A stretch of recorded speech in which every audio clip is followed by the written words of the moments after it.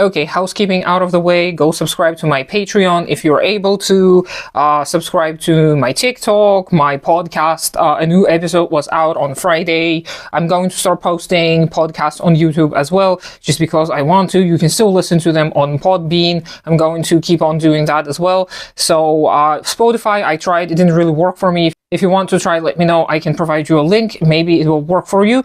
But yeah, subscribe, do all the things, do all the likes, whatever, and let's get into today's video. So in today's video, I wanted to talk about propaganda, censorship, education, lack of nuance, all of this good stuff, because people have been talking about this again. And propaganda is not a bad word, okay? Propaganda serves a purpose. It's a tool.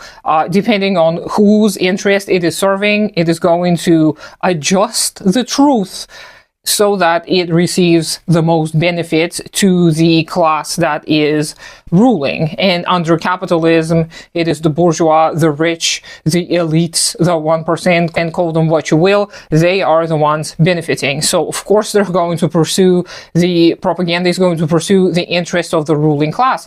Another example, if a country is run by a party, the party's interests are going to be served by the propaganda. If it is a people's party, it is going to serve the people's interests. Same goes for censorship. Censorship is a tool. It is supposed to limit your exposure to something that may harm you in one capacity or another. And who decides what's harmful? Well, it depends, again, on the form of the government. If the government's goals are profit, then it's going to help and aid oligarchs, people who are in power, people who have the most access to the means of production. Their agenda is going to be pursued. They are going to be the ones dictating directly or indirectly, covertly or overtly to the government what is it that is necessary to censor and what is it that is allowed and acceptable. And because we have Red Scare propaganda as a great example from the past, it is very easy to educate yourself nowadays, especially if you're in the United States, to the horrors of McCarthyism and their types of censorship and how they actually went on to limit the freedoms of the people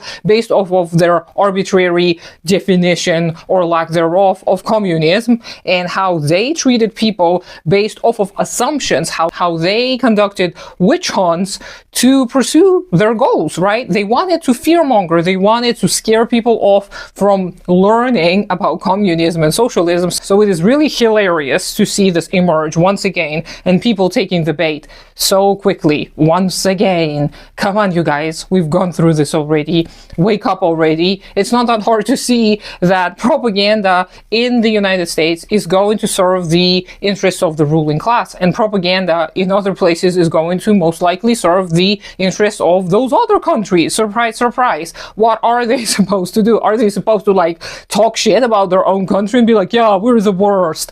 We wish we were more like the United States. That the United States come and help us. Yeah, Radio Free Asia or Radio Liberty may give you such takes where they, because they're sponsored directly by basically the State Department, they're going to repeat that because this is useful to those who rule over the funding. Always look to whoever is benefiting from certain viewpoints or worldviews and connecting it all to education. Most of the people nowadays are not provided with the tools of discernment, that we are not given the tools to understand whether what we're presented with is the truth. And in order to be able to understand whether what we are told is the truth, we don't have to know everything about a country. We just have to have the tools of discernment. And these are usually dialectical tools. They're going to show you that the world is not black and white. They're going to show you that multiple things can be true at the same time.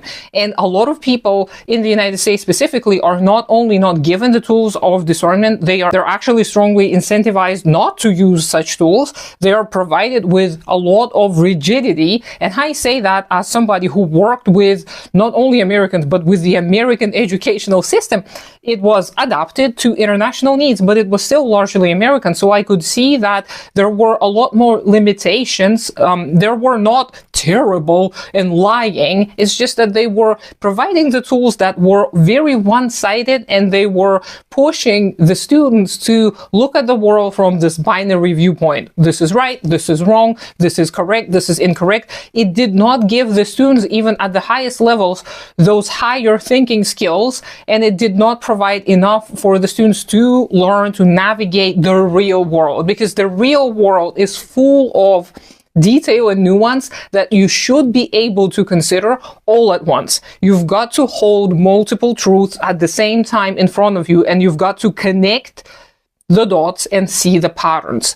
And of course, we humans are very, very prone to seeing patterns. And sometimes it is to our own disadvantage, because sometimes this is how we fall to conspiracy theories and cult thinking. And this is what we see largely in places like the United States, where people, out of despair and fear and lack of discernment, such people may fall victims to propaganda much more easily. Anyone can fall victim to propaganda, and this is where you need those tools to be able to tell whether you're falling for propaganda or not. When you know that it is not actually beneficial to anyone to be lying to you, like a regular person who is just telling you about the prices of goods, they're not incentivized in any way or form to lie to you, because it's stupid. It is conspiratorial thinking when you think that people like you personally are targeted by certain types of propaganda. Propaganda usually is not preoccupied with individuals. Propaganda is preoccupied with institutions and creating ideological institutions that are going to then go out there